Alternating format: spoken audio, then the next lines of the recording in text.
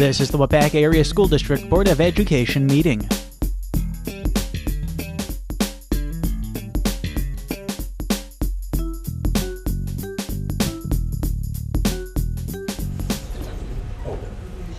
Let's wait. Should we? Okay, we do have, pardon? Get till Dimitri, it's still a couple minutes.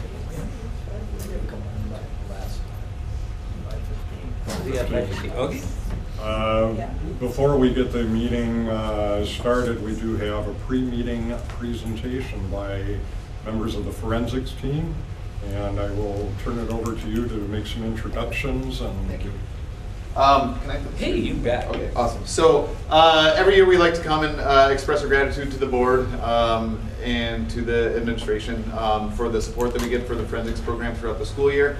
I know you have a long agenda tonight, so we're going to try to keep this very short, but we feel it's important to present what we do throughout the year. So a couple of just really brief highlights about our year. We begin practicing during the summer with a couple of meetings to start finding pieces and begin practicing on a regular basis, usually in November or December, and we just had our state tournament this past weekend. So the kids get up early in the morning, get on a bus between 6 and 6:30 every Saturday for about 12 weeks. And compete at various tournaments. A couple of highlights from this year. We competed in about 10 to 15 tournaments, depending on what count as a tournament.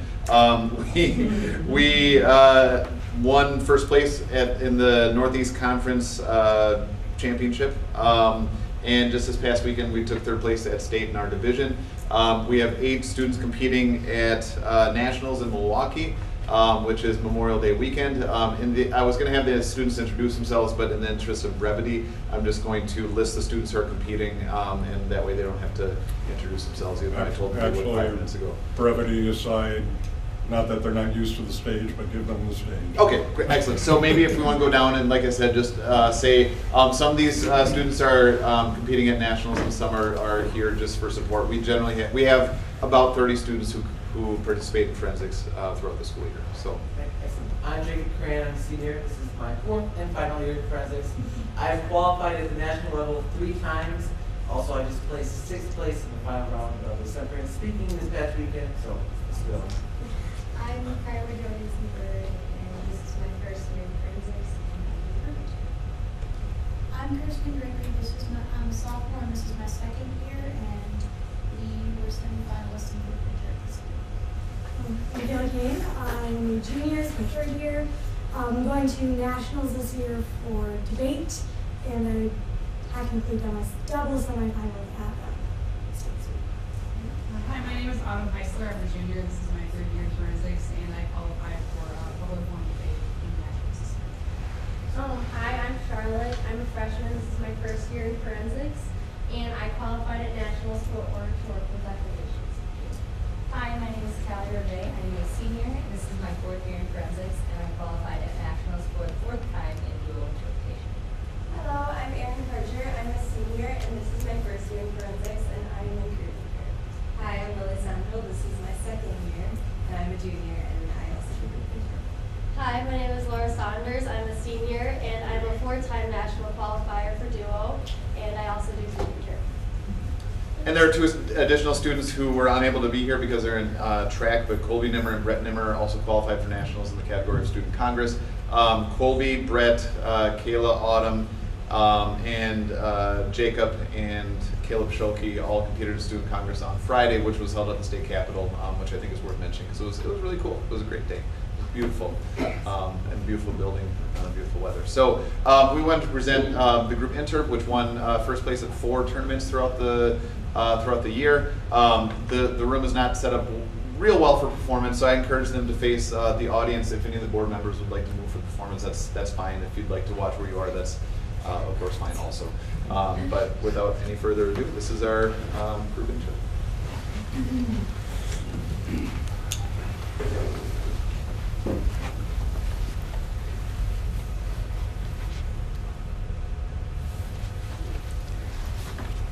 The morning sun rising over Long Island Sound on December 14th was even more breathtaking than usual. My step had to skip as I pushed out the door and walked to my car to head to school. Could life get any better? I was 29 years old, engaged to the man of my dreams. And working in a job I would have done for free. I loved it so much. April 20th, 1999. Columbine High School, 13 deaths. April 16th, 2007. Virginia Tech College, 33 deaths. February 14th, 2018, Douglas High School, 17 deaths. A school shooting is a scary thing to experience, to watch, or to know someone who's been through it. The hardest part is that thousands of kids in the U.S. have experienced this trauma. A true story of a teacher who risks her life to save her students. Choosing Hope by Caitlin Roig DeBellis. I live every day wishing I could go back to December 13, 2012. Back to who I was. Who my kids were. back to our school and the life I never in a million years have changed. The Sandy Hook Elementary School massacre was the worst mass murder of school children in the United States since the Bath School bombing in 1927. 6 of my colleagues and 20 first graders. 6 and 7-year-olds who are still learning to tell time And count to 120 and spell 100 words. were murdered that morning. It was 7:45. I parked my car in the teacher's lot, reached for my piles of books and papers, and proceeded to the school's main entrance. A reading specialist was coming to observe my class. And I wanted to make sure everything was ready for her visit. By the time the buses arrived and my students filed into our classroom, a few minutes before 9, I felt ready for the day. Good morning, fantastic friends! Good morning, Miss Wowick. I loved that moment. You can't help but be happy after looking into the eager eyes of a Sweet, smiling first grader. It was 9:30, 15 minutes before the big test. But we never got that far. First came the initial blast of gunfire. Then the sound of shattering glass. I know right away what I'm hearing. Columbine is happening in a place we call Pleasantville. How can it be? Someone with a weapon is shooting their way into our perfect school. My classroom is the first one in the building. We are in grave danger. Sitting targets. I jump over onto the door, Pull it shut, switch off the lights. but I can't lock the door. My keys are clear across the room. And a locked door is no match for a magazine of bullets. If we were going to live, we have to find a hiding place fast. My students don't understand what is happening. One, the little girl, I call her fashionista because she wears things like leopard prints and leggings, stands there smiling. I can't tell if she's somehow oblivious to the sound or scared frozen. Evil is coming for us, and there's nowhere to go. Where can we hide? Where can we hide? There's only one place. The bathroom, a tiny, tiny first grade size bathroom with only a toilet and toilet paper dispenser inside. There's so little space that the sink is on the outside. It's our only chance. The impossible will have to become possible. Into the bathroom now! In there? How? Why? What do you mean, Miss Roig? I rush my students towards the back of the classroom. Shots are being fired outside our classroom door. There is no time. Hurry! I say pushing them into the tiny space. Hurry! But I know that no matter how quickly my students respond, it will still take 2 or 3 minutes till everyone's inside. Minutes I feel sure that we don't have. I place one student. Then two. Then 3. On the toilet. We are all crushed together with not even enough room left to take a deep breath.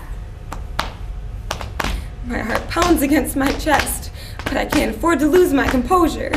Not if we're to have any chance of getting out of this alive. First graders model their teachers' behavior.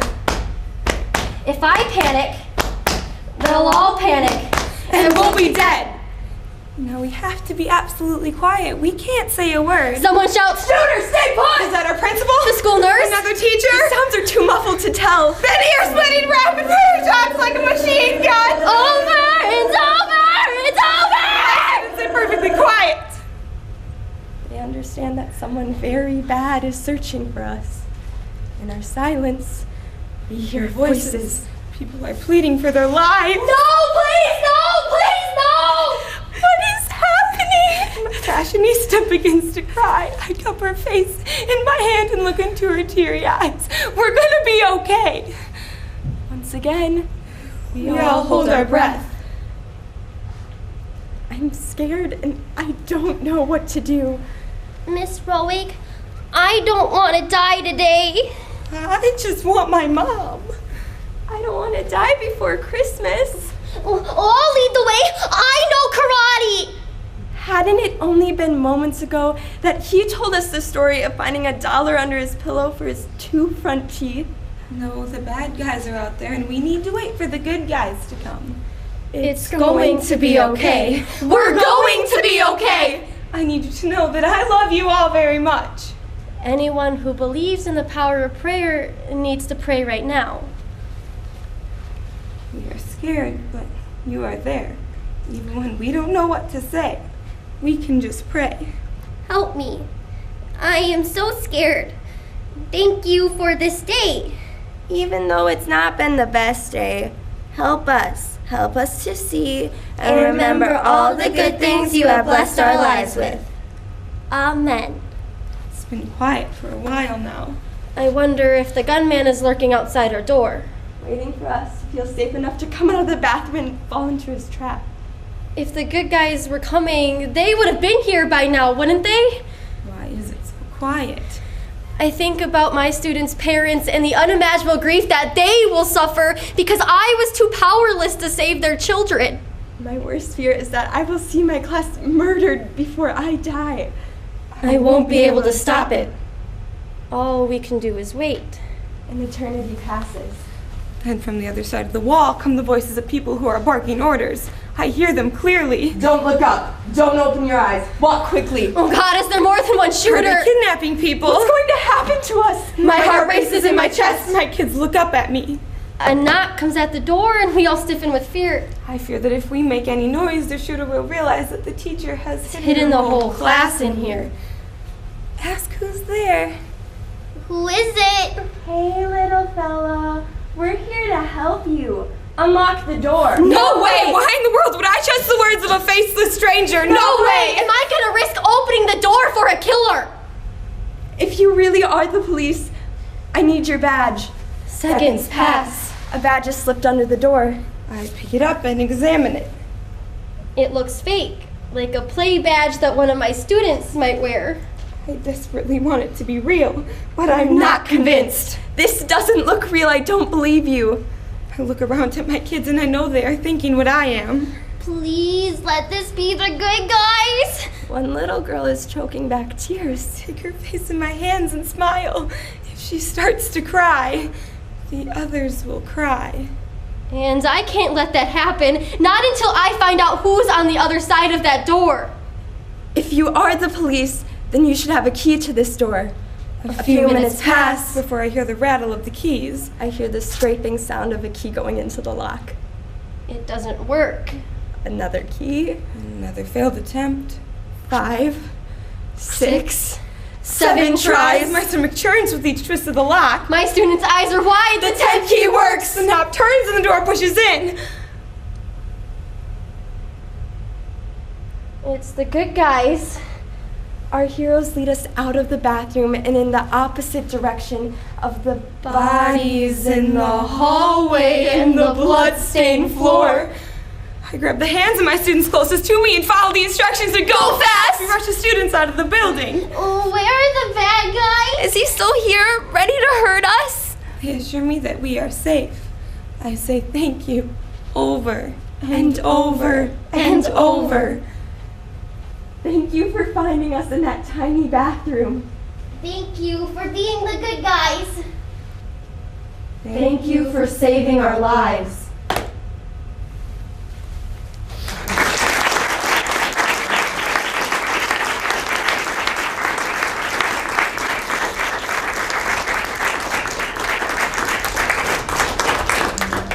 Thank you very much. That was excellent, and I'm sure all of the performances that we haven't had the opportunity to see tonight were excellent as well. Congratulations on all of the incredible work you've done and your well placing in the various tournaments that you've participated in. So congratulations and thank you. Thank you so much for your time. We appreciate it.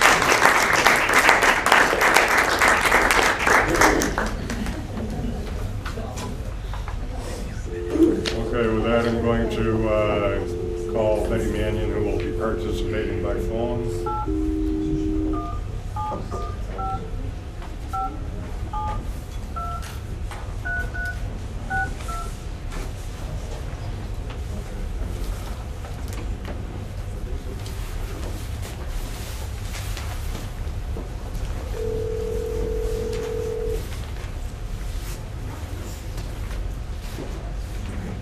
Hello. Hi Betty, it's Steve Johnson. We are about ready to get the meeting started, or is this okay for you? It's great. Okay, you can hear okay? I can hear fine. Okay, if at any point you cannot, please interrupt and let me know. Obviously, it's a requirement if you are going to participate by phone that you can hear everything and hear it clearly. With that, you just missed a performance by forensics team. They've done. Was it awesome? It was indeed awesome. So, with We that, congratulate them all. we did already. With that, we'll move to the pledge, and I will ask Mr. Nagel to lead us, please. Pledge allegiance to the flag of the United States of America and to the republic for which it stands, one nation, under God, indivisible, with liberty and justice for all.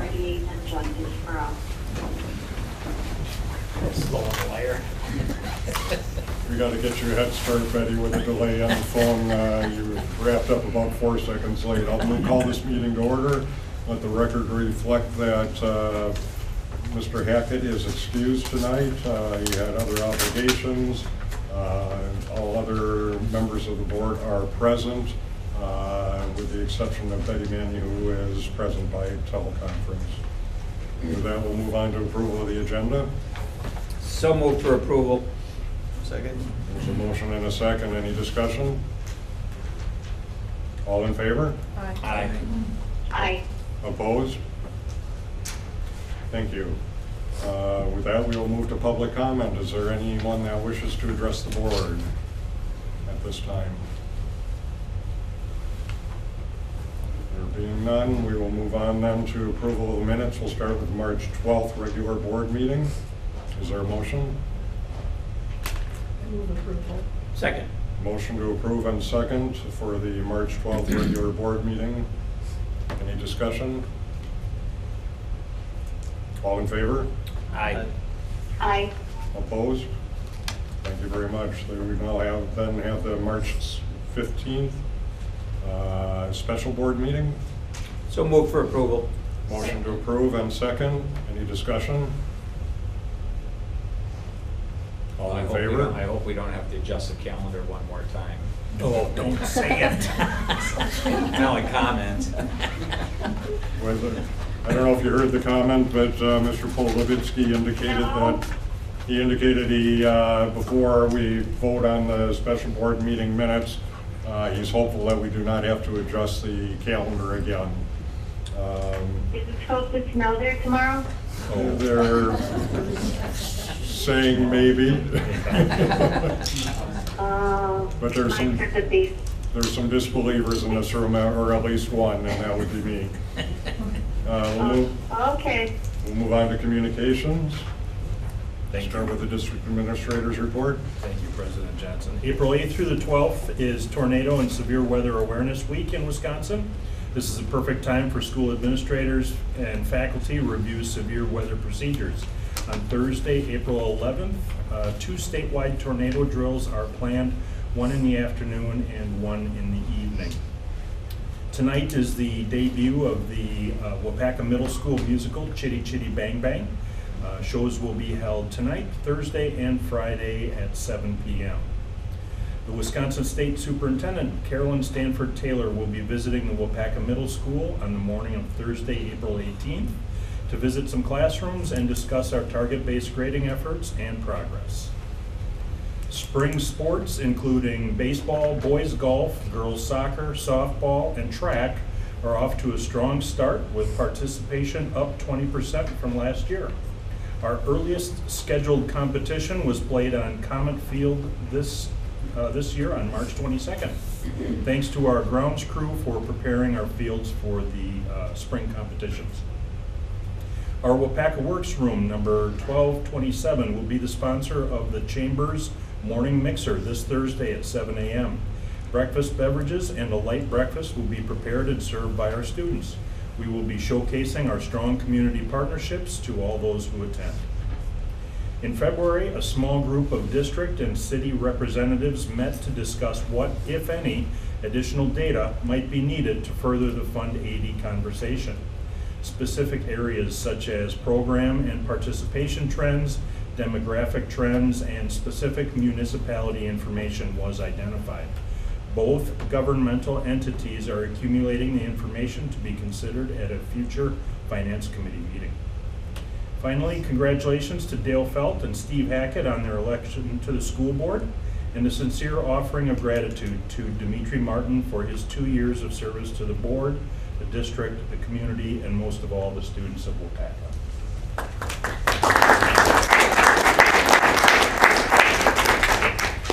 Concludes. I will take on to that. Yay. Yay.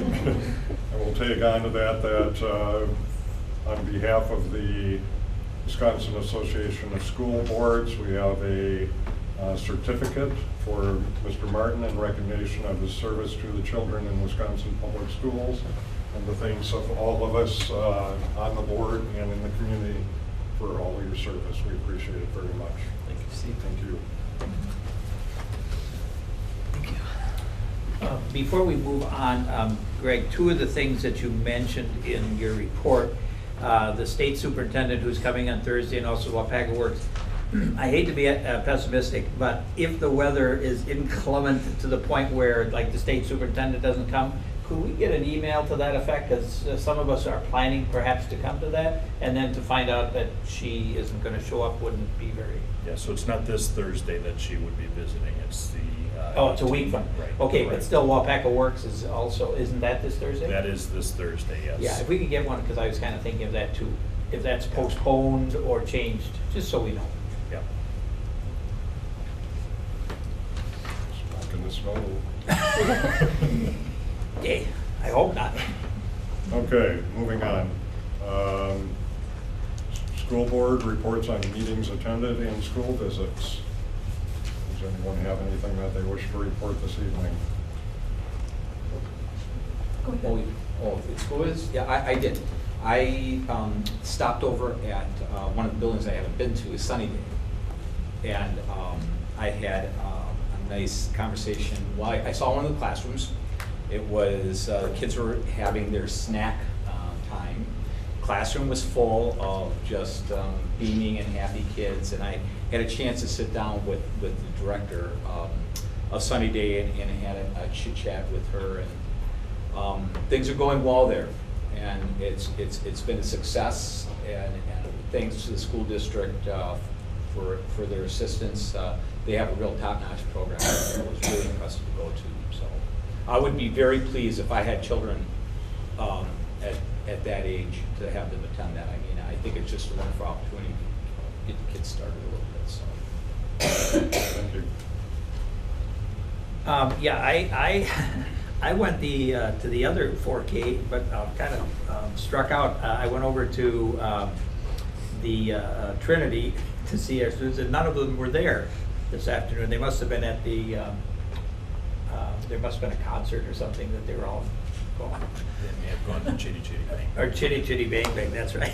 So there was nobody there, so I didn't get a chance to talk to you. So I did come over to the high school, and I had a chance to talk with Mark Krishak, who I wanted to a little bit, about an upcoming jazz situation coming up in the fall of 2020. It seems a long way away, but we're hoping to get some high school participation, maybe even some middle school participation in a big event that Winchester is sponsoring. So I had a chance to talk to Mark about that, and that was good because we went over some pretty interesting names of people we might be able to invite here. I talked to Monica Reeves a little bit, who was working with Macbeth, one of my old favorites, and talked to her a little bit about some drama things. And then I met with Mr. Krosberg to talk about small engines, and that was very fruitful as well. So that was my report. Just a brief amendment, the Scottish play. The Scottish play, that's exactly right. I shouldn't say that in public, should I?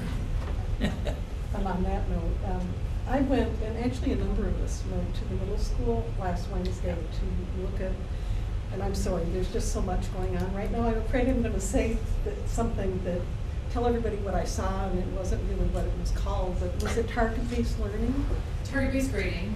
Target-based grading. It's assessing, learning, and teaching. Okay, and so it was, there were groups or were teachers presenting at different tables what they were doing in this area.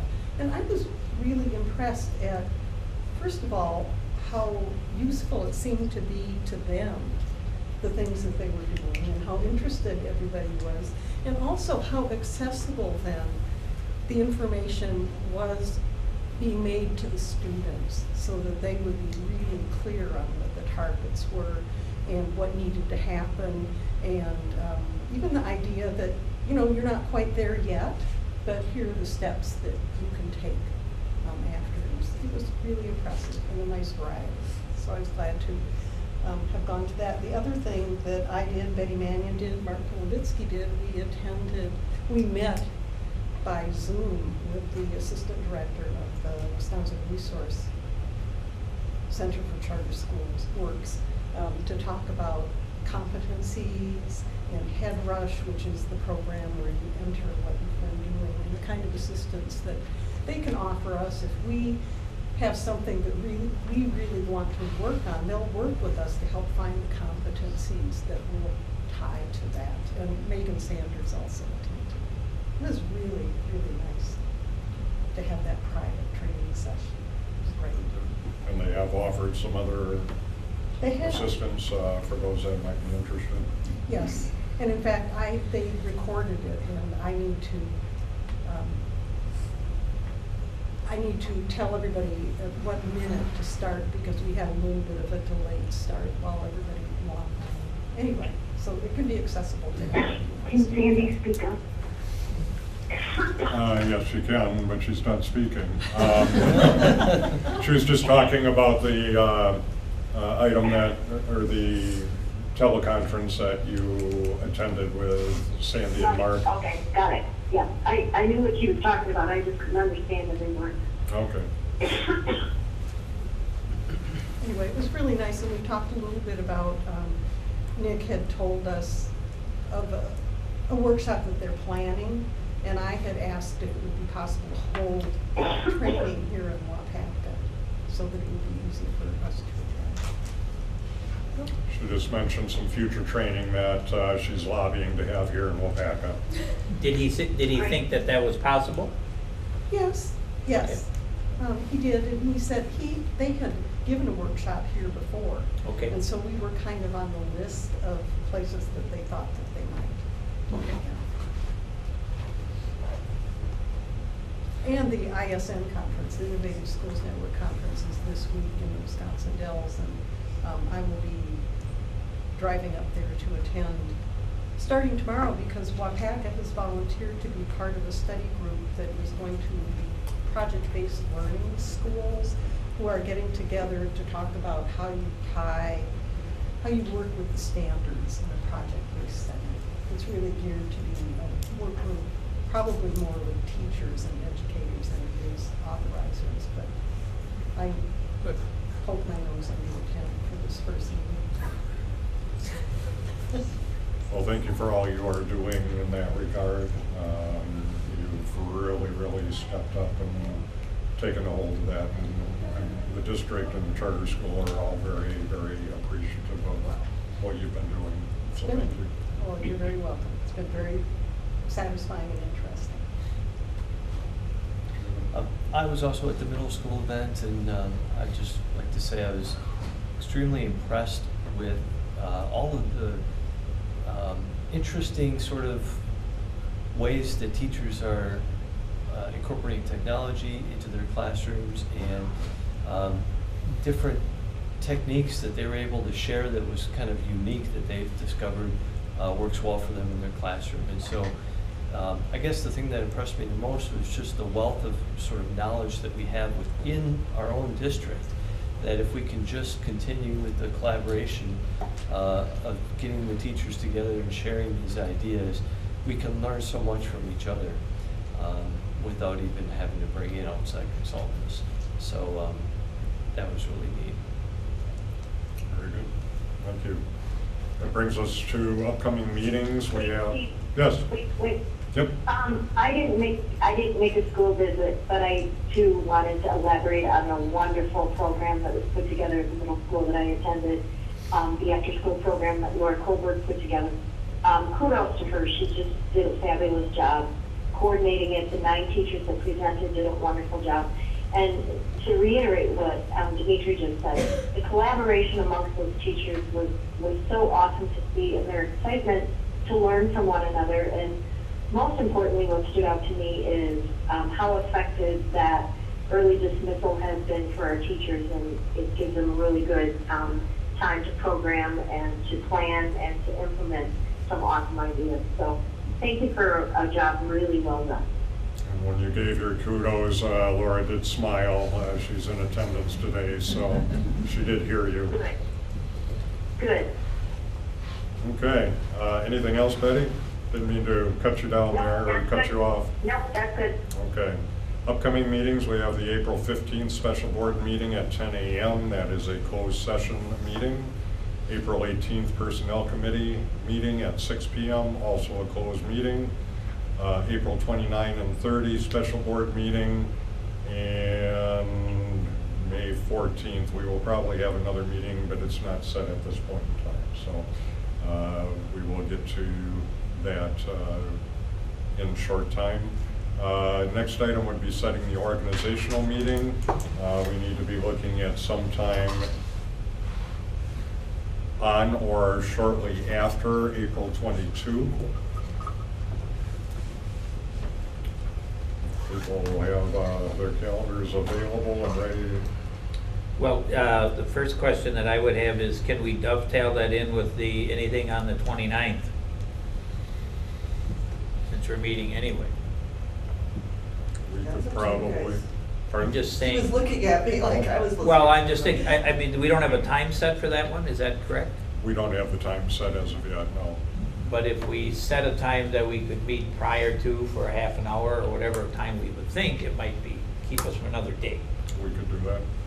Just a thought. And work with everybody's schedule? The 29th, Yes. is that a Monday? Yes. We have a Monday and Tuesday. On my phone that I'm using. Yeah. We've got meetings on April 29 and 30. So Pat is proposing that we have that before the special board meetings that we are going to be, already are aware of and planning to have on the 29th. Great. Okay. Works for me. Very good. We will firm up the times then, but we'll look at April 29th for that. And our next regular board meeting is Tuesday, May 14th at 5:15. Election results, Carol or Pat? Carol has. Technically, Carol should, since you are number one on your computer. Carol has the results right there, I'm sure. Yeah, as a result of the canvass, Dale Felt was 2155, Steve Hackett 1845, Dimitri Martin 1264, and there was a scattering of 21 votes. Okay. And just for the sake of, and I learned this from Carol, we had one ballot that we had to wait for until Friday. Yeah, they never turned in their stuff. And the reason we had to wait for it was because a person in our school district voted without the proper identification on them at the time. So they were allowed to vote, but they had until Friday to produce the identification to make their ballot legitimate. And so therefore, we have to wait as a group of canvassers for, no one can be sworn in until 3 days after the final, which was Friday. We had to wait till Friday, whether it came in or not. And then, so that would be Monday, Tuesday, and Wednesday before anybody could actually be sworn in. So that's where we are today. We would have to wait until at least Wednesday before any change would technically take place. Well, the change won't take place until April 22nd. Correct, until somebody could be sworn in. No, April 22nd. Oh, so until the, I'm sorry, until the vote is official. They can be sworn in That's right. anytime after those 3 days, but they cannot take office until April 22nd. Okay, there you go. Okay. We normally, I don't recall having hand provisional ballots and very often. They don't happen very often. Okay. All right, we'll move on to Section E, Administrator. We've got the 2017-18 audit report.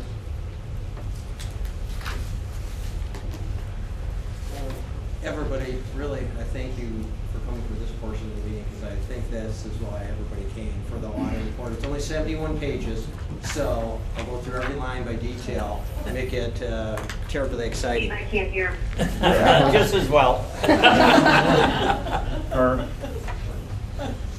I'm turning the phone his direction. I'll have him be mindful of speaking this way a little bit too. Thank you. I'll just step back here. Or, oh, I gotta move the phone again. So the districts, just to give you a little heads up on the district's audit, if you don't know, every year the district is required by the Department of Public Instruction to have an audit by an independent firm to look over our books. And Betty, can you hear them now? Yes, I can. Thank you. Okay. And each year the audit firm steps in early in July, and Carol basically runs the audit. I'm very fortunate to have somebody like Carol work for me. She doesn't work for me, she works with me, probably runs the joint, quite frankly, but in a lot of ways, they come in and they sit there and go through all our books, and they come back in August for 4 to 5 days. And during that period of time, they really aren't analyzing things such as budget. They're analyzing or how you spend your money. They're comparing what your actuals and your budget are, and they're putting that in this packet, in this data. And what they do is basically analyze all our federal accounting, all our revenues, to make sure we're compliant with all the regulations set by the federal government, the state government, and a multitude of individual audit firms that comparability. So when all was said and done, basically the budget report that the board has, a Board of Education budget report before them, there's 2 findings that they found that we needed to correct. One was activity accounts in the high school. Activity accounts are always one of the foremost things auditors look at, because there's always a margin for so many people in activity accounts that there's a greater margin for error. So that's one of the things they found. They wanted us to tidy up our activity accounts a little bit as it comes to high school, and we did that. The other thing they found is collateralization. About $675,000 they said wasn't collateralized. That means it's fully insured at the end of the fiscal year. We have unlimited collateral with the local government investment pool. We have now we have a sweep account with Farmer State, and you're only allowed without that collateral about $250,000 in a bank account. We have a multitude of banks, so we have different funds and different banks for different issues. Carl, so, I'm going to ask you to move back over here a little bit for Betty. Sure.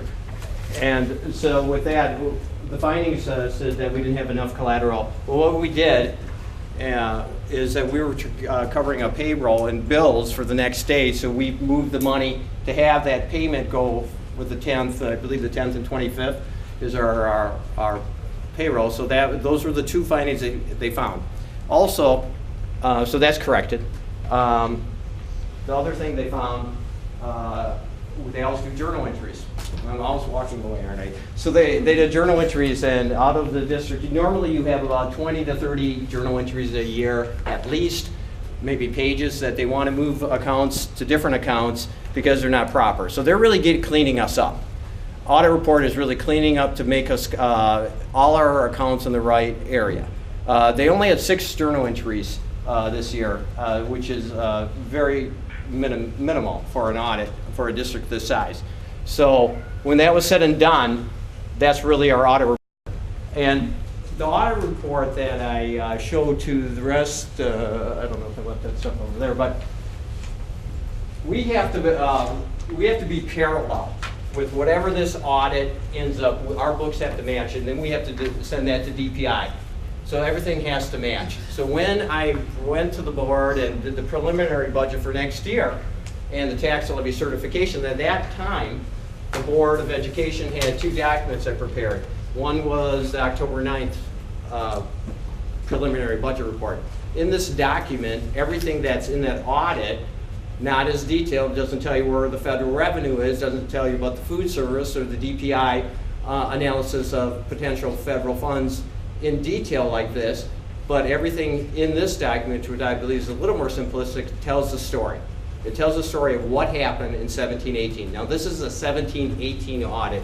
We're in 18-19 right now. So what this really said at the end of the fiscal year, regardless of how your numbers shake out, they're here to tell you what, just show you if everything's in the right account. They're not there to make a judgment whether one way or another. They're just stating what is. So what is in that fiscal year really showed that at the end of that fiscal year, we were about $938,000 less revenues, less than expenditures. That was pretty much the story of 17-18. If you want me to go through the 71 pages, I probably won't be able to do it very good, but you can always meet with our auditors as well. And I believe Sandy will have the finance committee to discuss some of these things in more detail. So that's, I really didn't want to go on and on about the audit unless somebody really wants me to go on and on about the audit. We'll have a 3-day finance committee meeting instead. Actually, Carl, do you mind, there's one thing I'd like to just point out that's new this year. If you look on pages 55 and 56. Can you speak up a little for Betty, please? Betty, I'm going to just mention something that is new in the audit this year. On pages 55 and 56, you will see. What page is she on? 55 and 56 in the audit. Okay. And these are new because last year was our planning year for the charter school that we were preparing for, and we are required in our audit and with the state to file an annual authorizer report on the expenses. So the center reports the DPI, and the same numbers are reflected on pages 55 and 56. You can see that on page 55, the kinds of things, the operating activity employee salaries were board stipends for attending a meeting that was devoted to the working on the contract with the CEC. So those are minimal. On the other page, we had $54,000 worth of expenses, and a lot of that went to having resources available to the charter school planning group. We had a stipend that was a membership with the Innovative Schools Network, a consultancy. We have to account for the wages and payroll taxes that are paid to our business office staff for work with the CEC. We also had some attorney fees related to that and some conference attendance. The conference attendance was an expense last year that will be borne by the charter school itself this year now that it's in operation. If you want more detail, I have spreadsheets. So, yeah. Anyway, I just wanted to point that out because there will be something like this every year. Right. Right. So these 2 pages will show up now every year. Yes. With different numbers, of course. With different numbers. And we may, when we're talking about the budget for next year, want to talk about, well, what might we want in the budget for our authorizer expenses, whether it's the $650 membership in the National Authorizing Body Organization or sending someone to a conference. Right. Anyway. I have a question, Carl. Just in general, you mentioned that, and I recall from last year, one of the targets that you needed to look at was, and you mentioned it tonight again, activities funds as a bit of a problem, and also maybe some funding in terms of some federal grant dollars in terms of where the category. So without going into the details, what do you think from the point of view of how this particular audit came about? Are those concerns sort of mitigated, taken care of? Yes. When I came into the district in 2011, we redid all the activity accounts and moved a multitude of dollars back to the general fund. So when I came into the district in 2011, we looked at all the activity accounts and we basically moved anything that wasn't appropriate to the Fund 10 where it belonged, and we started cleaning up activity accounts then. It's been every year they're going to really hit you on activity accounts regardless. So this is really minimalistic. It was one item, I believe, or 2 items from the high school, not anything absolutely major. Good. Okay, thanks. Okay, other questions at this time? I say at this time because Sandy is planning a Finance Committee meeting. On or about April 17th. Okay, so you would not be looking for any formal motion at this point? Or would you? I think I might. I don't, unless somebody has a criticism of the audit document itself. No, I'm perfectly, which I don't, so I'd make a motion that we accept this audit. Yeah, I think that's appropriate, and I'll second that. I mean, obviously, they did their work, Kerber and Rose, so. Okay, there is a motion and second to accept the audit. Any discussion? All in favor? Aye. Aye. Opposed? Thank you. Next item on the agenda is health insurance renewal. Betty, just for you, what I have in the packet, I'm just going to read it verbatim because I think a lot of people, the board is already aware of it, but I just wanted to give insight to the rest, at least the populace in this room, what is going on with our health insurance renewal. So I'll just read it. And it's just an email. Normally, what we do is we get together. Normally what we do is get together with the health insurance committee meeting that is... Sit and don't move. Don't move. Thank you. I can hear. So we put together a health insurance committee in 2011, and it's a collective a group of teachers, support staff, administrators, board members, and basically they drive the train. They make the decision, they're well educated, and each year we come back to the Board of Education, hopefully with a recommendation that they can accept. This year, Wendy Rosensaw and John Prowse of M3, they're our health insurance consultants, they've worked really diligently behind the scenes, and so have I, and they've worked with this district on this health insurance renewal. And one of the things, why is health insurance, why is it such a big item, at least to me? Well, it's the second largest part of a Fund 10 budget. If you can control your health insurance, you're a little bit on your way to keeping your budget in check. And one of the things in 2011 with this health insurance committee, basically the district's overall health insurance plan basically has dropped at least each year since 2011. I mean, that's phenomenal. And it's because of those members out there who have contributed made some hard decisions. And they went back to their staff and communicated their understanding of that. Sometimes they realized that salaries, their salary or WRS, would probably benefit a 1% ratio or some things such as that. So this year we were working behind the scenes with these individuals, and one of the things, over the years, a lot of districts have gone to HRAs and HSAs and a multitude of other things for high deductibles. We haven't had to do that. And from the data we received last year at the Health Insurance Committee from M3, it shows that compared to other school districts, there's 424 of them, we really still have a pretty good plan. One could say that, is it a Cadillac plan? Well, perhaps not compared to the whole industry, but certainly it's still a pretty substantial plan in the school district industry. And so what we have going for us also is a tremendous wellness team. And with that wellness team, it's really due to Jamie. She's taken it over. Initially it was probably Linda Hosell, and then it was Christina over that period of time. But they kept that health wellness team rolling, and we were able to get percentages knocked off for having a robust 93% participation rate in the health insurance. We're also able to, with our full participation, basically over 93% of employees participating in the PHA, that contributes to this health insurance renewal.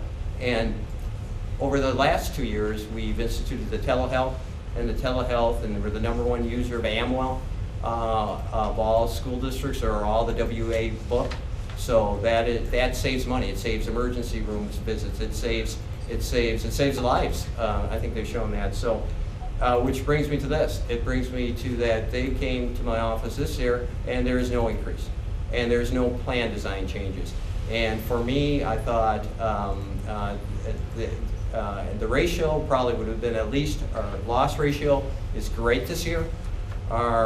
So that contributed to it, but all these other factors contributed to it. So if you look over the last maybe 6 to 7 years, the industry health insurance for school districts is going up about anywhere between 7 and 10%. That's about 70% increase.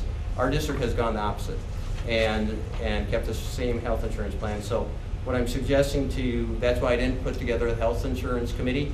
I told you I love you, but I can't see having another meeting if this is good. And there will be no dental insurance increase. There will be no LTD insurance increase. So rather than have another meeting, I just, and I told the Health Insurance Committee that I would be recommending this plan to the Board of Education. Did you get feedback from them in any way? Yeah, so positive, very positive. Carl, do we have to vote on accepting the health plan, or we can certainly talk about it at our finance committee meeting coming up anyway, but do we have to sign off on that at any specific date? I would say just because it's a compensation, it's part of the overall compensation of the district, the board, I would need the board to approve it. Tonight? Tonight would be great, unless you want a meeting on it. Well, I don't particularly, but I'm just wondering if we need to do that tonight. But that's fine with me. I just didn't know if that's what was the next step. Any questions regarding the proposed plan, or the lack of change to the plan perhaps would be more appropriate? So, in summary, basically we're at status quo on all of our healthcare concerns, disability, dental, and full health. Correct. Okay. Well, I'll make a motion then that we enter into an agreement with our present healthcare carrier, LTD, and dental. Second. Okay, there's a motion and second. Any further discussion? There being none, all in favor? Aye. Aye. Opposed? Thank you.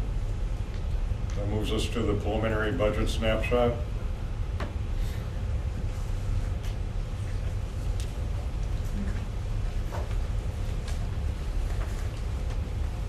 Again, Mr. Hayek, and I'm going to ask you to stay within range of the phone. Okay. So, I was asked to do a budget snapshot of the district, and first I thought about this a lot, and I wanted just to sometimes I thought to go back to the basics of fund balance, and because we're at the revenue cap now, and our whole narrative is changing going forward, and I wanted to give you a little bit of history of the fund balance. Hey, Carol, can you change this one?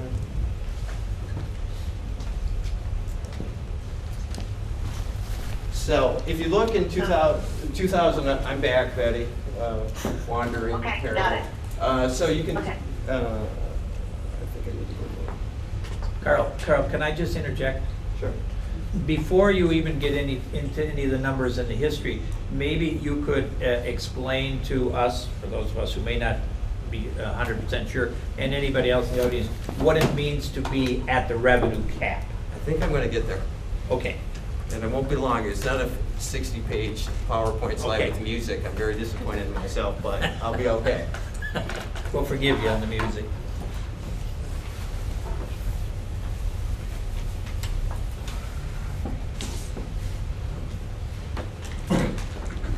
Okay, if you just take a look at this graph, it's really for an exercise more so than anything. And over the years, our fund balance has increased. And over a 6-year period, it increased to about $2.2 million. And that's what this shows you over that period of time. And during that time, you can see at the same time, we were taxing below the allowable revenue cap, And I'm going to get into what that means. So we tax below the revenue cap, and that has been an incredible run. And people don't realize that. And why that is because there's probably only 5 school districts in the state of Wisconsin still taxing below the allowable revenue cap. The revenue cap basically says this. It says you can have 94 or 97% of certain districts, or it's a variable. Basically you get your revenue from 2 different sources, either general state aid or property taxes. And that's where districts all throughout the state of Wisconsin, they're governed by this rule, this mechanism. So while at the same time we were taxing below the fund balance at $2.2 million. So we were building fund balance and taxing below the allowable revenue cap. So the fund balance was really built to withstand the $940,000 in 17-18 enough, and it gave us enough latitude that we didn't have to short-term borrow, which is great. So there was a good purpose for it. But the revenue cap really is school regulations really specify the amount of dollars a district is permitted to raise from property taxes and general state aid. This amount is the revenue. So our district, this fiscal year, 94% of our revenues come from these 2 sources. And you can see property taxes is more than our general state aid. We get 54% of our money from property taxes because of that revenue cap, because how it's distributed. And 40%, 41% maybe, from state sources. And the rest comes from the feds and intermediate sources and things such as that. A lot of people say then, well, that extra revenue, 6% of that extra revenue, some of it's grant money. But grant monies are usually tied to something. So usually you get a grant and they want you to purchase what would fit into that grant. So really more grants do not necessitate more revenue because they're either 50-50 match, you pay 50, we'll give you 50. You'll give us 100 for doing whatever you want. That's usually not the grant. But we do have staple grants such as Idea Flow Through and those types of grants that really help the budget. But other grants like the safety grant, they do things, and they do things that better our school district, but they certainly don't give us more revenue. So I just want to touch on that.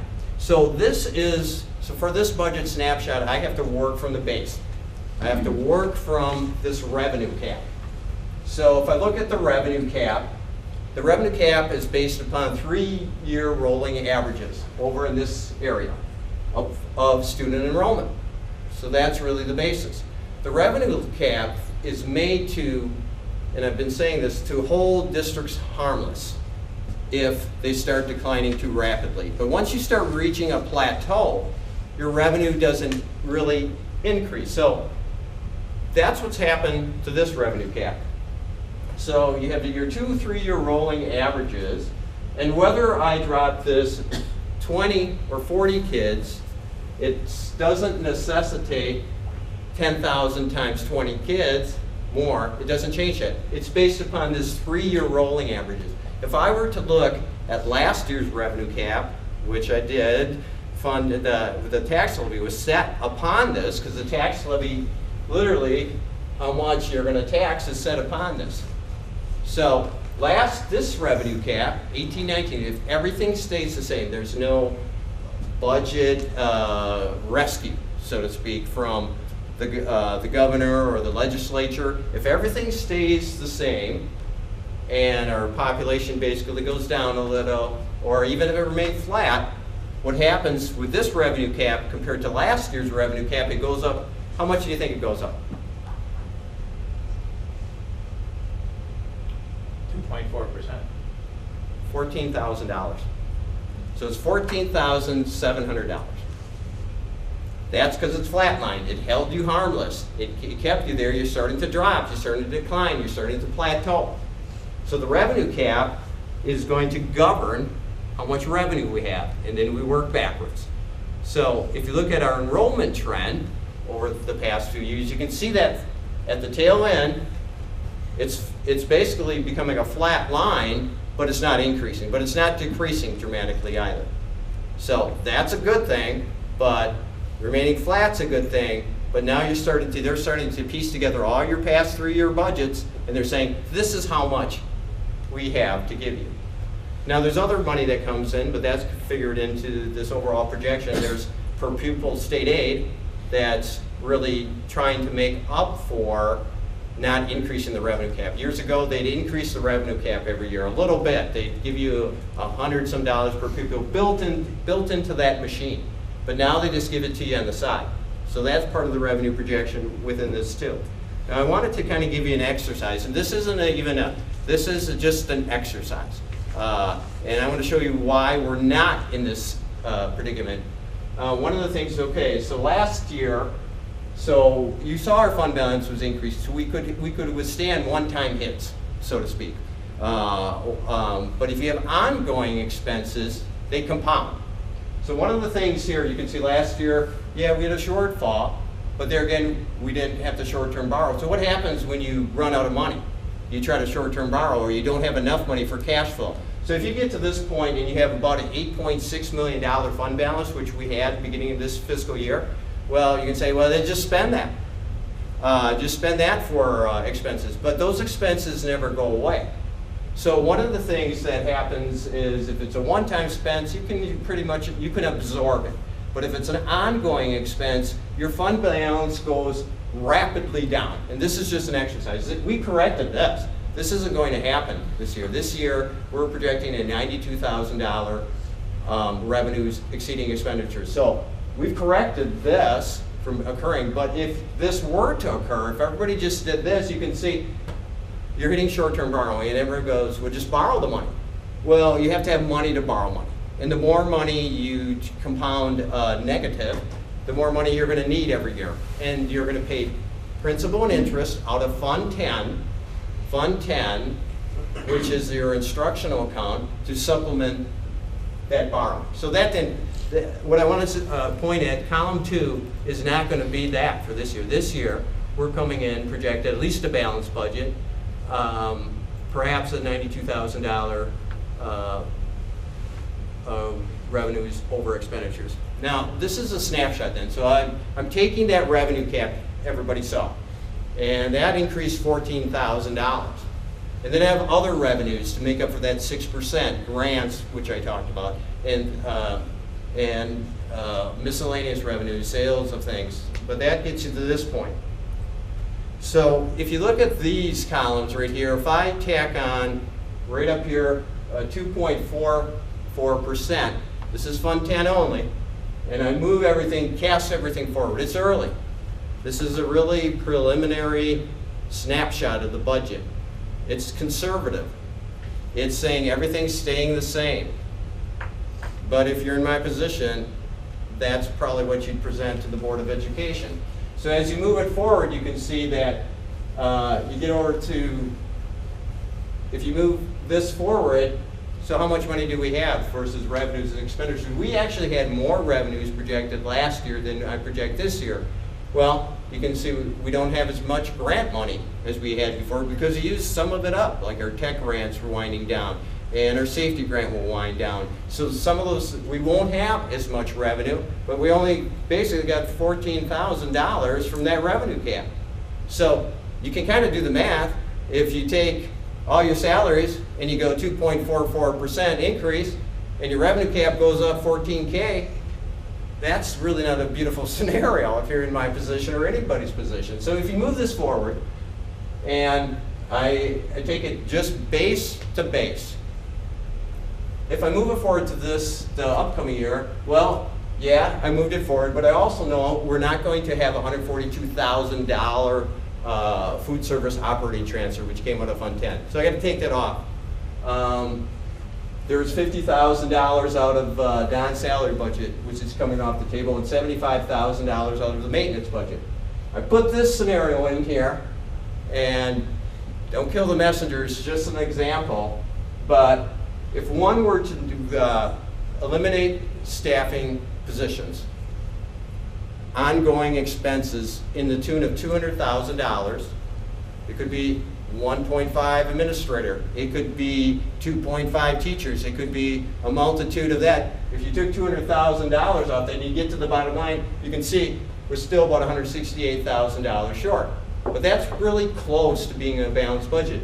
But that's, otherwise it's about $368,000. If you think of the math, what we've been talking about is the overall increase of all salaries is about $360,000. So you can see the budget, really, budget increase is only going up $263,000 overall if you do these things. So either you could have $168,000 budget shortfall, but it's really close to balancing a budget if you think about a 26, I think we lost Betty. Hello? Yeah, we're going to put you back on speakerphone. Can you hear us? Yep, I'm good. And I'm on the right page. So that's how the budget looks early, very early. It is April 9th. We won't really know all those factors until October, late October. And one of the things with the legislature this year, we may not know even in October, but we have to move forward. And what DPI usually does is usually stay status quo, what they know from years when they did have a budget in October, from my experience.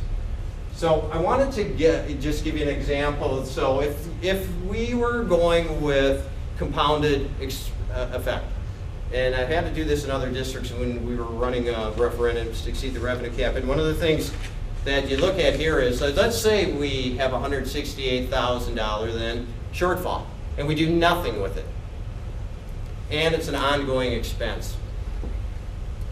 What happens is that compounds the next year, and if you do nothing, what I'm saying, if you don't do it early, it compounds. So the $168,000 never goes away because you never did anything. So if you move forward, that $168,000 is stacking on top of everything else. And the same principle would hold if you did nothing the next year. So that compounds, everything compounds.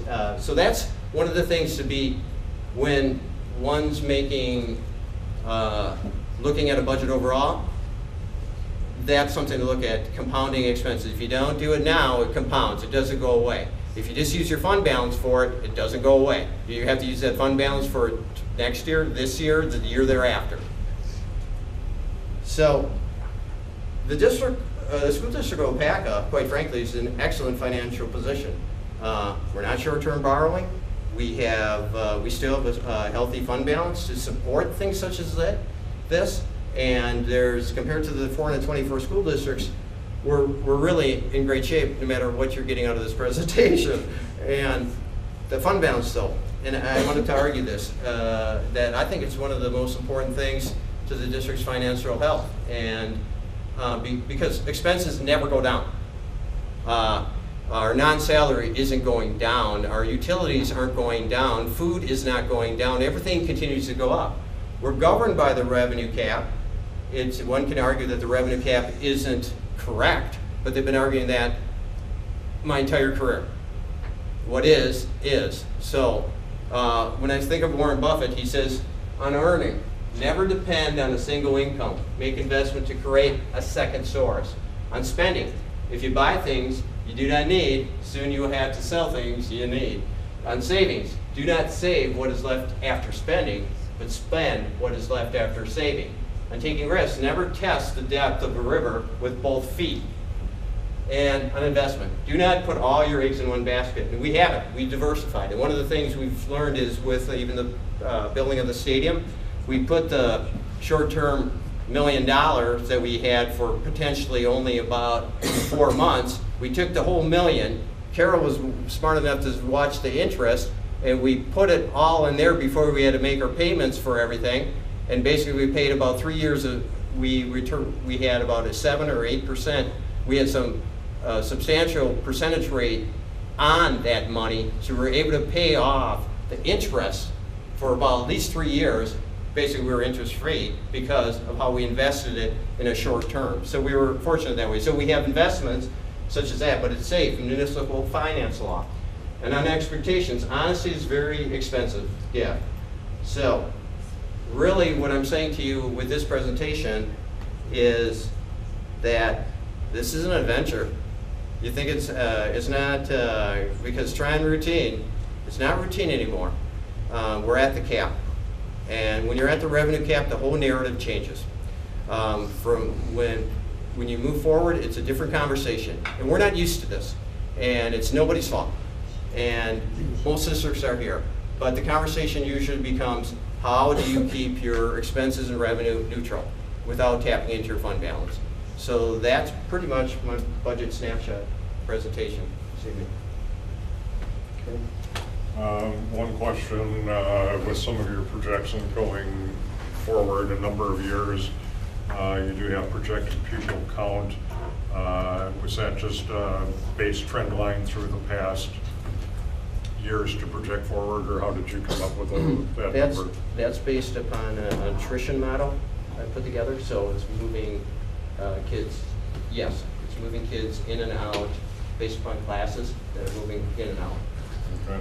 So any trend that we've seen basically is almost a straight line trend line through what we've seen from past years. Correct. Okay.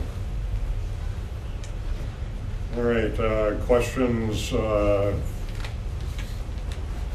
regard to the presentation? So what are we going to do about the 168K? Do you have a proposal, Carl? I do not. So let me just get this right. So it's 168,000. So are you That's with the $200,000 that I referenced, so it's 368. So it's 368.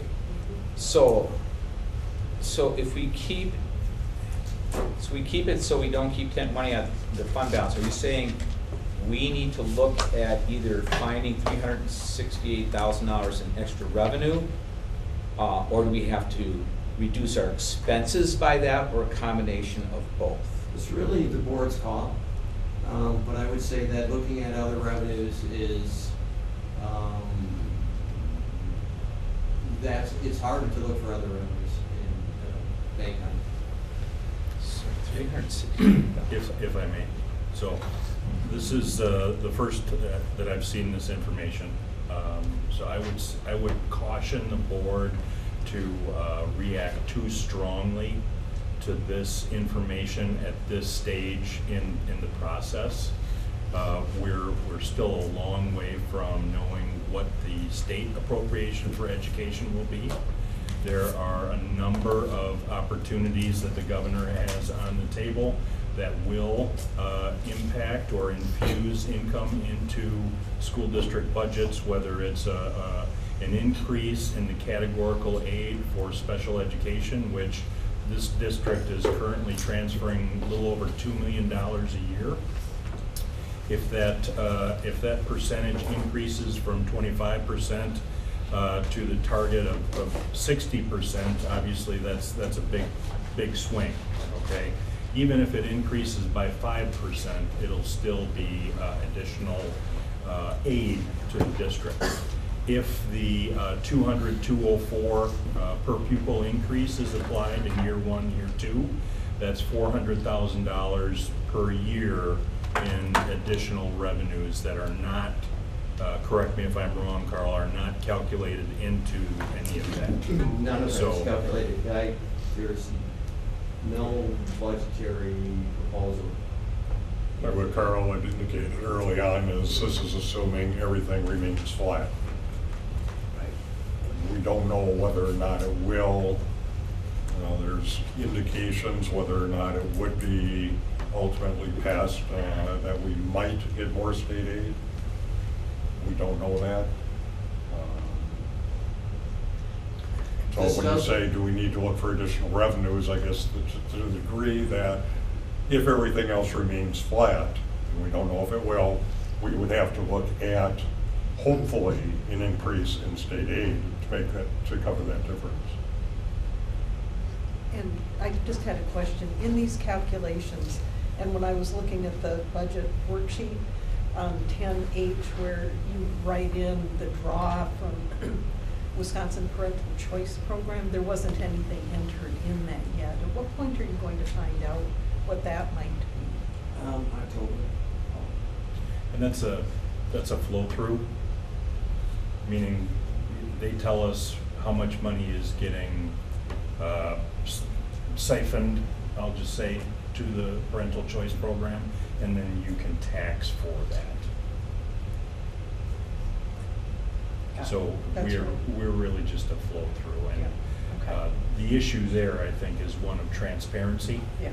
Because I don't know that the majority of the public understands that a private education system is being funded with public tax dollars. So that's, that's my issue with how that is set up. Carl, correct me if I'm wrong. I mean, there were a lot of numbers floating around there, and I'm trying to digest, and I know we're going to get into more in detail. But you made a pretty strong statement or argument for having a strong fund balance. So if in the big picture, if we were in a shortfall of 160,000 or 360,000 when all is said and done, is our fund balance healthy enough to cover that? It is for 1 year, but what I would caution any board of education would be is to not just forget about that, because now that's going to be there moving forward forever. So then next year, if you have another deficit or projected revenue shortfall, if you stay in the same, basically, revenue limit not expanding, you not only have the 168 to deal with, you have the next maybe 300 some thousand to deal with. So that's it can sustain it for. So it'd be just a short-term Band-Aid approach from your perspective. It's not even a Band-Aid, it's just that the fund would be okay. Yeah. But it would be depletion. Depletion of Okay, that I fund. just want to make sure our fund balance was in good shape so that at least it's not an emergency situation. And in fact, one of the things I'd like to talk about when we have our finance committee is the possibility of budgeting to increase the fund balance. Sure. Which is a challenge, obviously, in where we are now, but I think it's worth putting on the table and talking about. Right.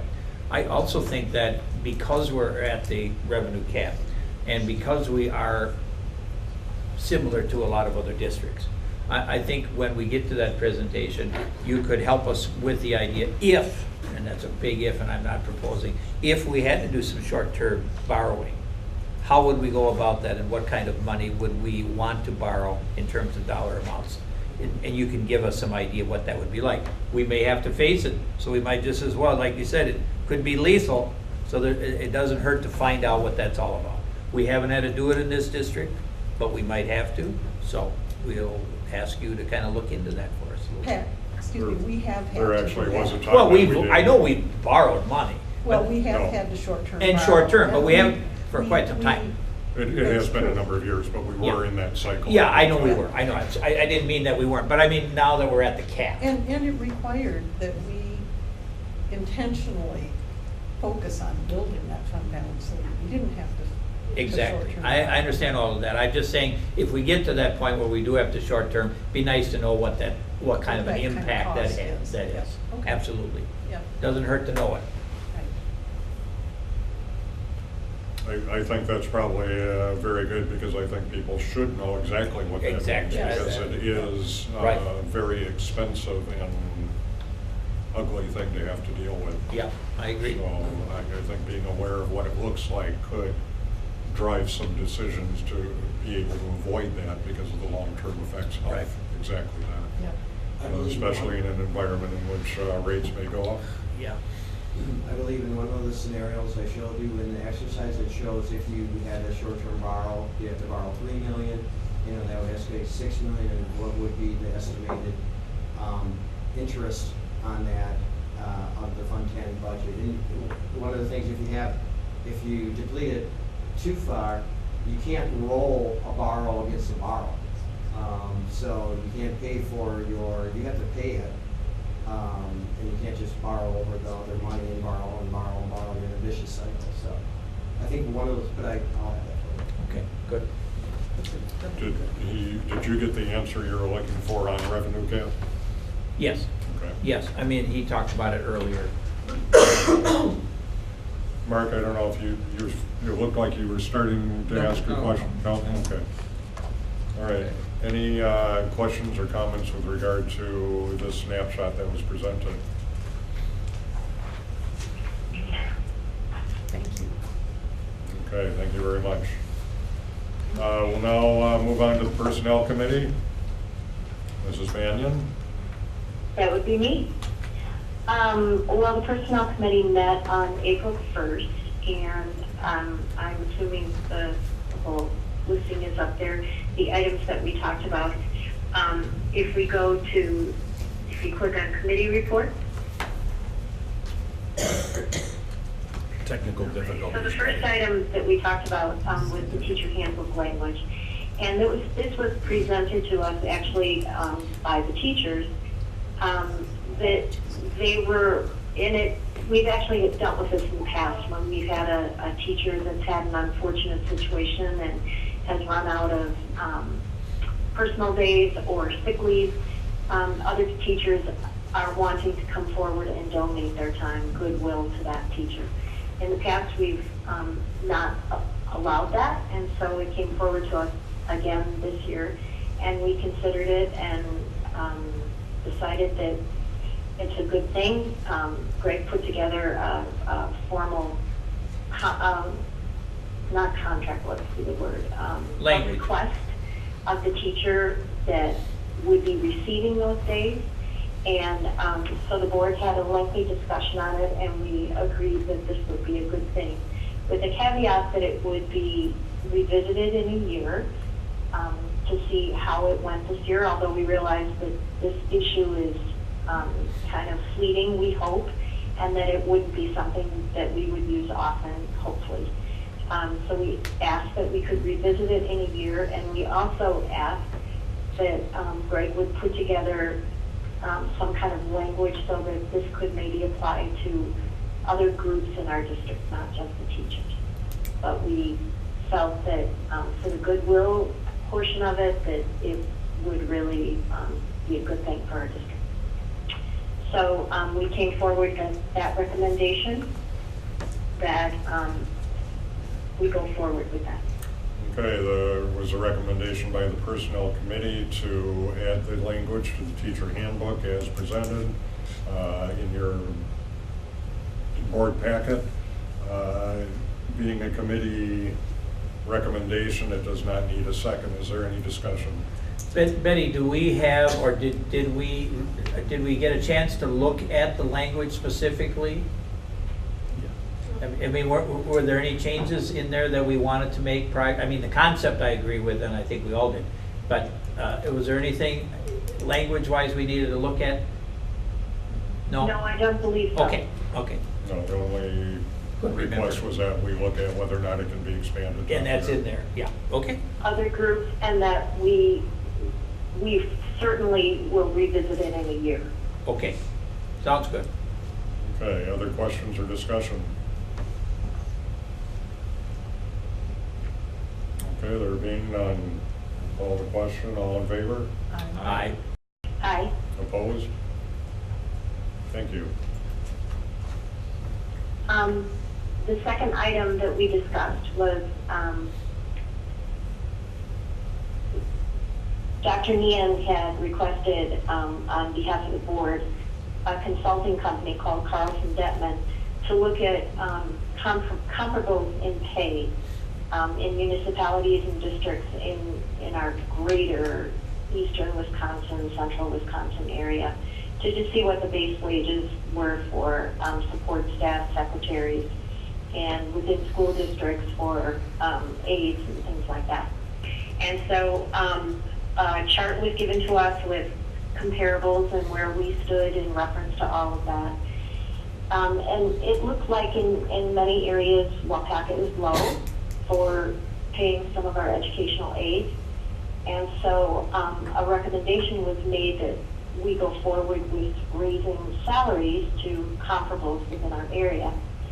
But then discussion took place that we really felt that this was too early because we don't know what our budget is going to be, and we're in uncharted waters with the new governor, and so we kind of tabled that item.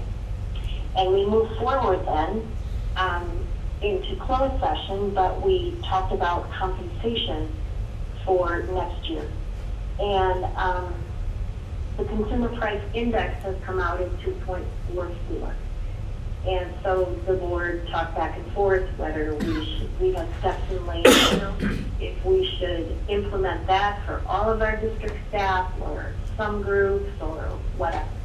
Realizing that, Betty? Yes.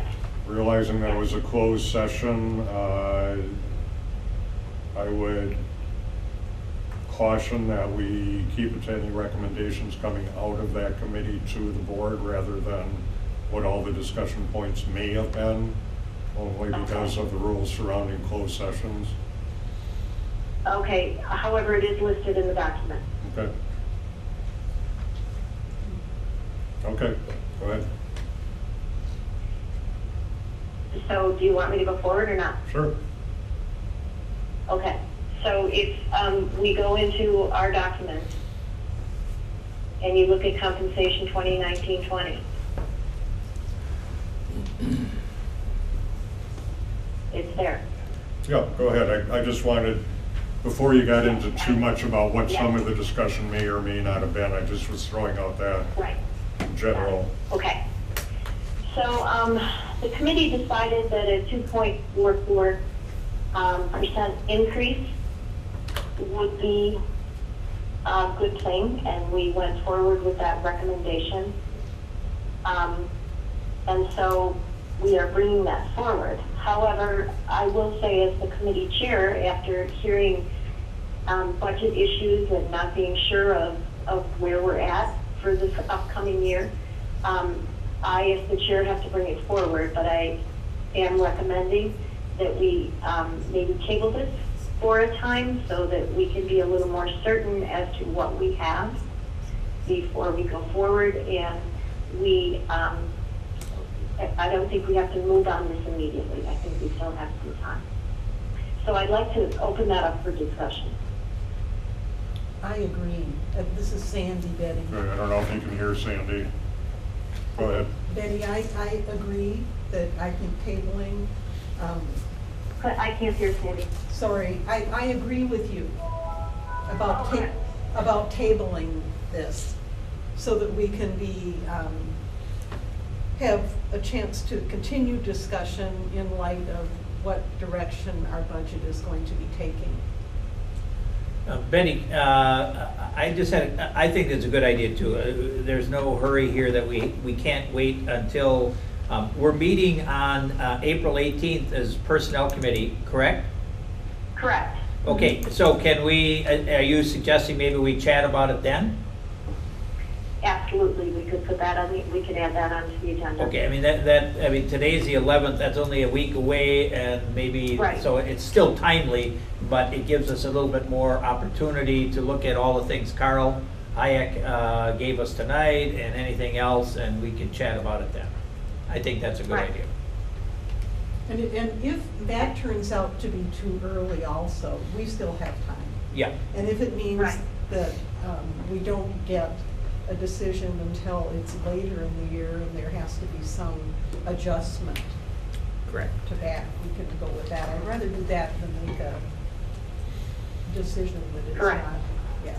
There seems to be a consensus here. I do not have my little pocket guide with regard to Robert's Rule of Orders, but I believe since it did come out as a recommendation from the committee, and since it does not require a second, I will have to call a question.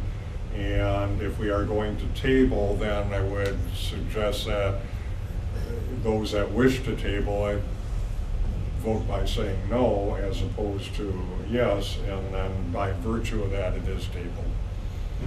Okay. Okay. So there was a recommendation out of committee, which does not require a second. Is there any additional discussion? Just a quick question. There are two recommendations. Are we handling these separately, or is this just point 1 and point 2 of a recommendation? I think since they're both,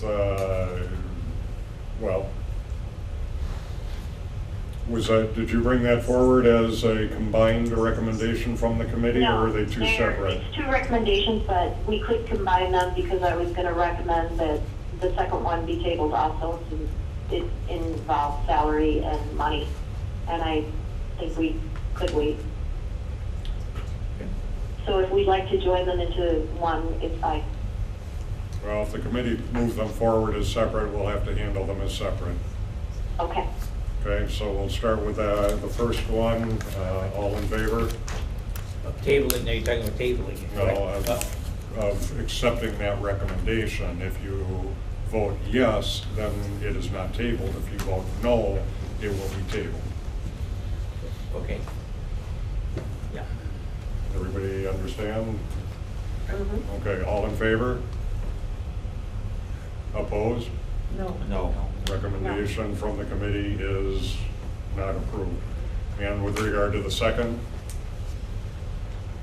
all in favor? Opposed? No. No. No. Okay, that also does not advance. So both are tabled for further discussion and consideration. Okay, you're still on, I think, aren't you?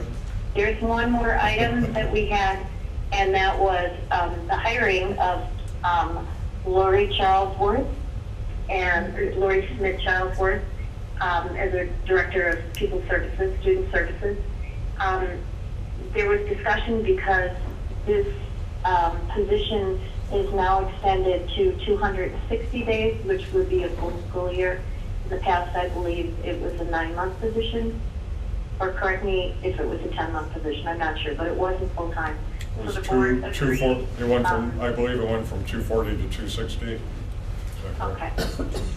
The board agreed to make it a 260-day contract for 2 years. So we're bringing forward a recommendation that Lori Charlesworth be hired. Okay, there's a recommendation from the committee. As it's not coming from committee, there's no need for a second. Is there discussion? Betty, are you recommending, is the recommendation for the contract as it stands or with any changes to that? No, it's a contract as it stands. Okay.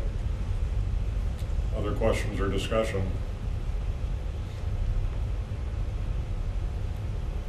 All in favor? Aye. Aye. Opposed? Thank you. All right. Anything else, Betty? No. Oh, yes, I would like to say one more thing. A shout out to Dimitri for his time on the Personnel Committee and his good work on this committee. It's appreciated. Thanks for your hard work, Dimitri. We'll miss you. Thank you, Betty. You said thank you, but did it quietly. And humbly. Okay, that moves us on to Committee of the Whole, report of a meeting that was held on March 25th. That was one of the focus groups that the consultant from WASB held. There were focus groups, 2 community, 1 high school, 1 support staff, 1 elementary, 1 middle school, and administrators, as well as the subject committee of the whole of the board. So that if anybody is curious, all the questions that were asked to the other focus groups were also asked to the Board of Education. It was an open meeting. We did get the base results from that, which I have forwarded on to the board. And that is basically the report on that meeting.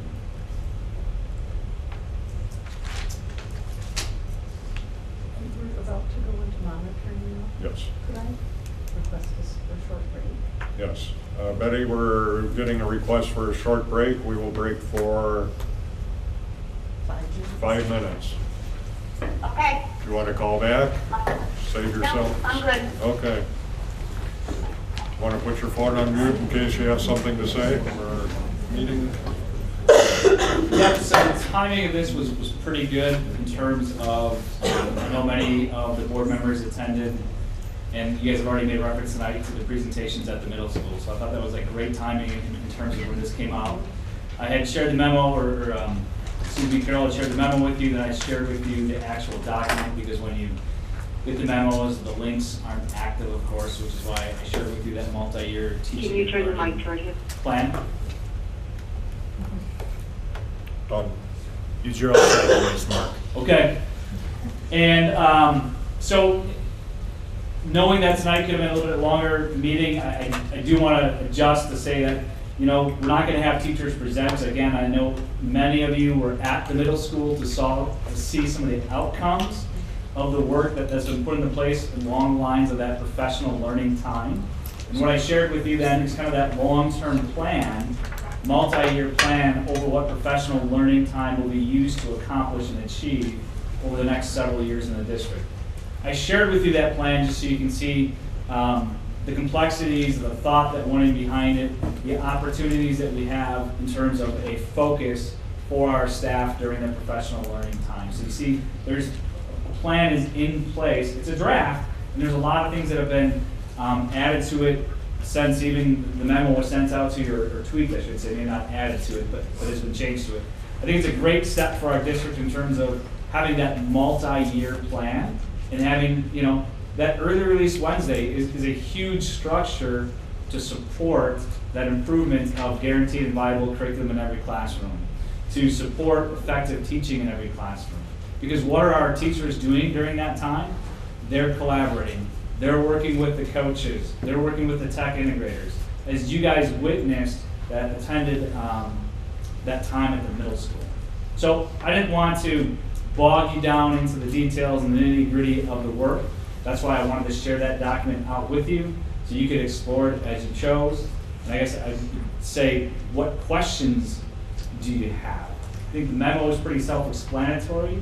It's a pretty, you know, it's a 50,000 foot overview of that, what was it, 9 or 10 page, 13 step, 4-year plan at this point in time.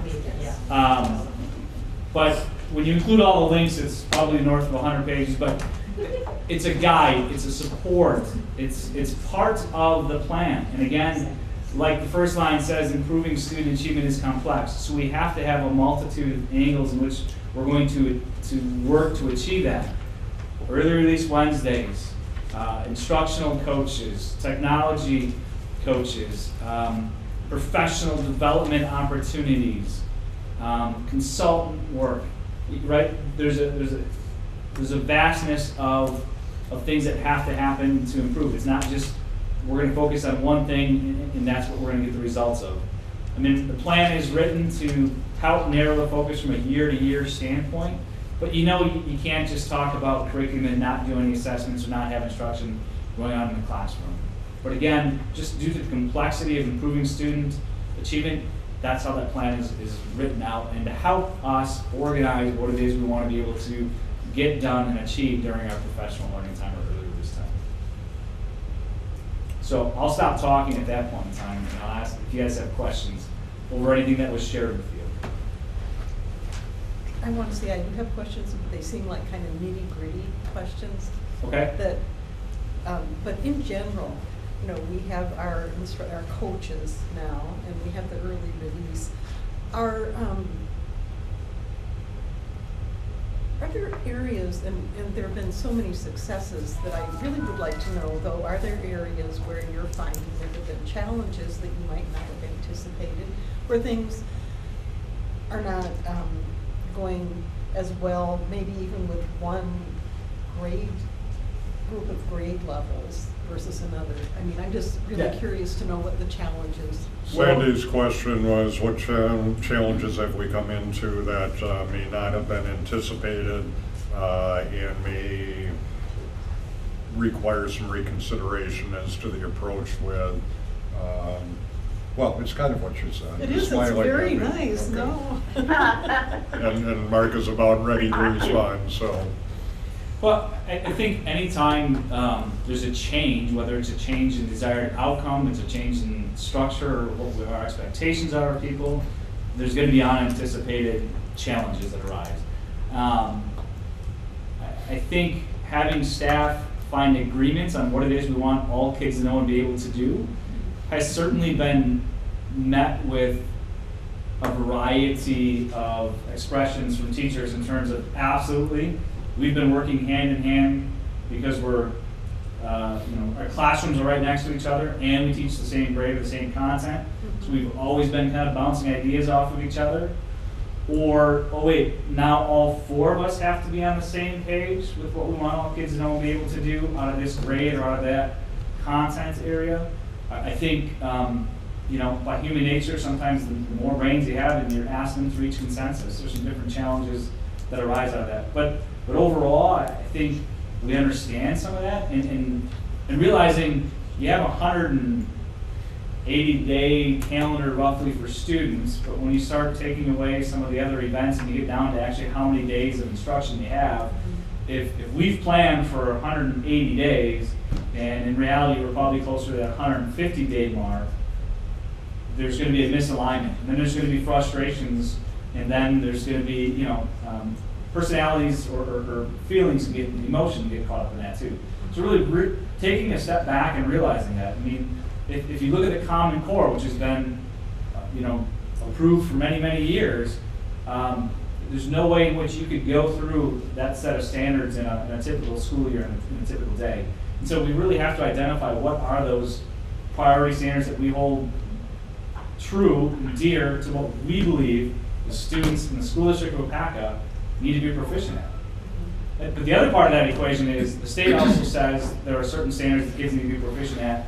They don't come right out and say that, but they're going to assess the kids on those standards by things like the forward exam, which our students are currently doing, 3 through 8, or the Aspire assessment, which our 9th and 10th graders are taking tomorrow, or the ACT, which the juniors took in February.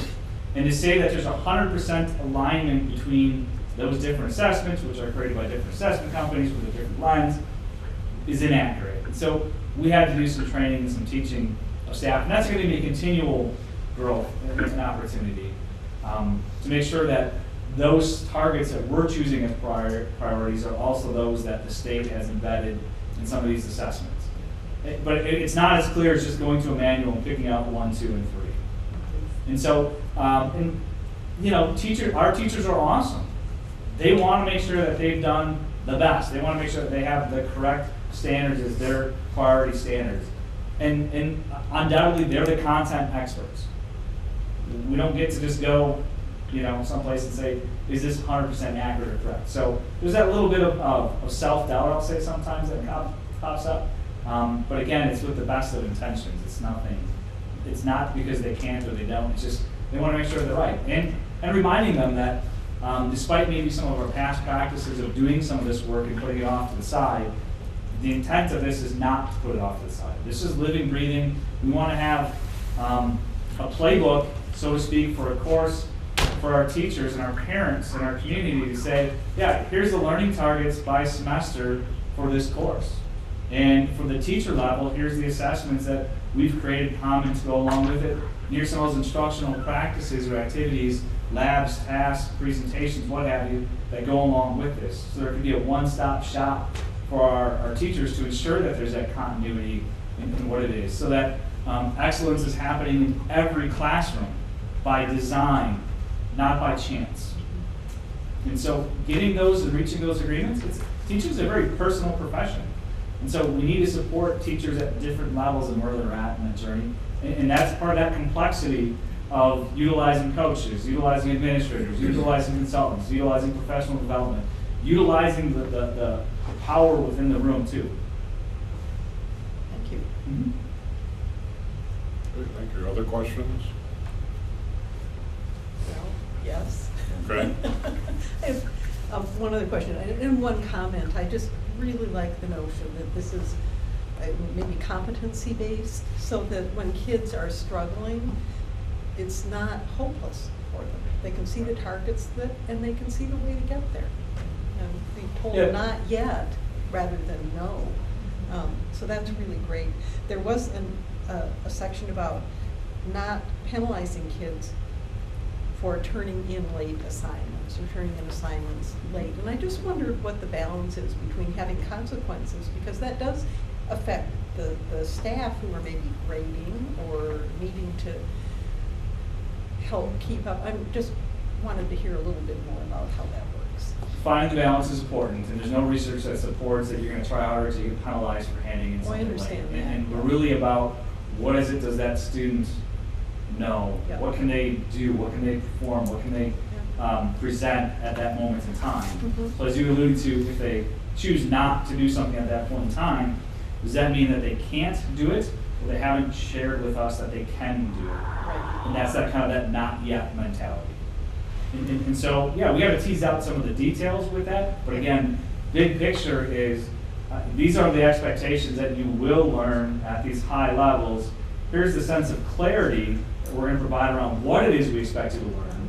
And that should help with engagement, but also the student having more ownership in what it is that they should learn should also help with engagement. You know, going to this model or approach isn't going to turn on those students who aren't engaged in any model, unfortunately, right? I mean, you're still going to have some of that, but our hope is to decrease that sliver of students who are lost because they don't quite understand what it is that the teacher is expecting of them.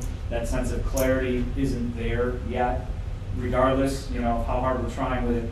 And so by looking at this model, again, we're hopeful to increase that engagement by increasing that clarity. Or that sense of community might be lacking. Right.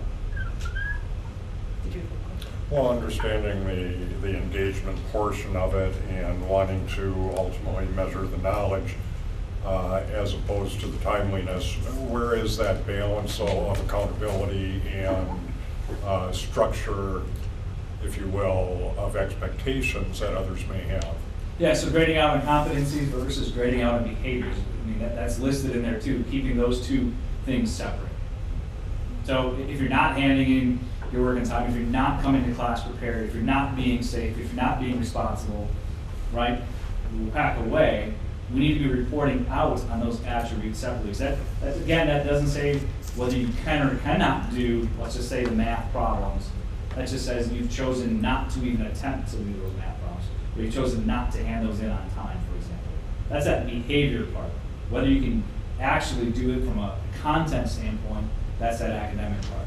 So long term would be to report out on both of those aspects. So if you're, for example, with a student who's older and you are an employer wanting Right. to do a check, then you ask about those kinds of things. Right.